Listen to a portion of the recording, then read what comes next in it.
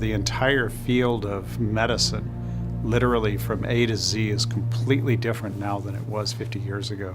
The clinical milestones that have happened along the way, there are some obviously very, very important ones, and ones that are really, I think, iconic in Loma Linda history. Certainly the Judkin's angiography technique, the heart transplantation program, along with Baby Faye, Proton Therapy, the development of that center. The world's first Proton Cancer Center is nearing completion at Loma Linda University Medical Center in Southern California.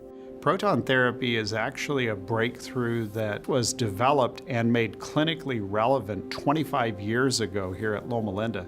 That was long before the idea of targeted therapies in cancer was around. We were injuring too much normal tissue with our radiation, and that wasn't necessary. We could do much better than that. That really was a development that completely changed the direction that the field of cancer was moving in, to now being a very fine-tuned, targeted approach to treating cancer. Back then, that wasn't even thought of. Our relationship as a university with the VA is incredibly important. Research that has gone on and the teaching and the clinical care because of the collaboration between the VA hospital and the university has been just amazing. From ABC News, this is the Weekend Report. Doctors specializing in immunology and organ transplants today praised the so far successful transplanting of a baboon heart into the body of a baby girl who was certain to die. Pediatric heart transplant is really an area where Loma Linda has truly blazed a trail. Certainly Dr. Bailey is an icon, a legend in the field of pediatric transplant. I wondered if the doctor was a mad scientist. I'm sure I had the same reaction as anybody else who first heard it. But when you get right down to it, it's just an organ, and it's a life-saving organ. I and my colleagues believe Baby Faye has opened new vistas for all, including the as yet unborn infants with similar lethal heart disease.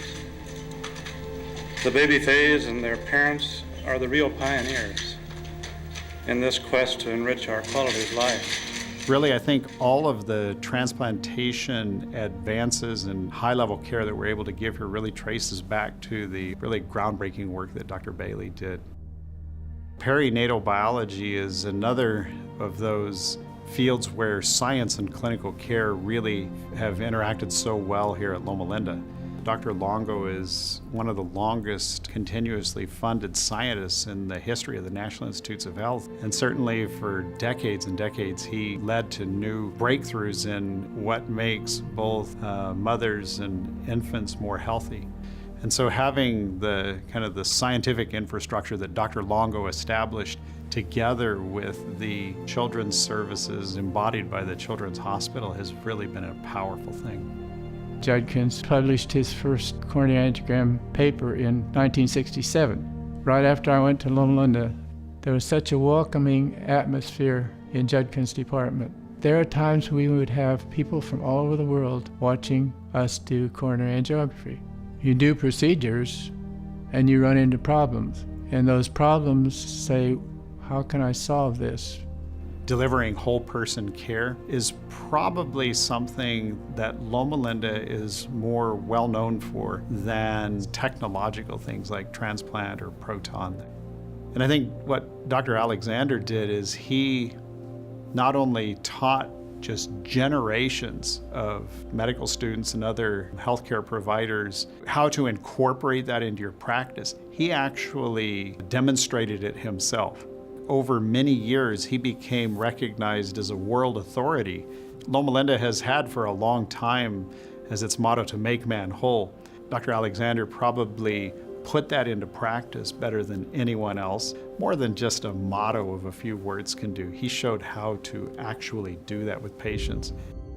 I was actually fortunate to be able to take quite a number of courses from Graham Maxwell.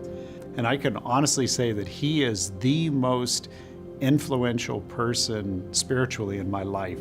And I have spoken with literally thousands of other people who have taken classes from him, how they provide health care and how they view God.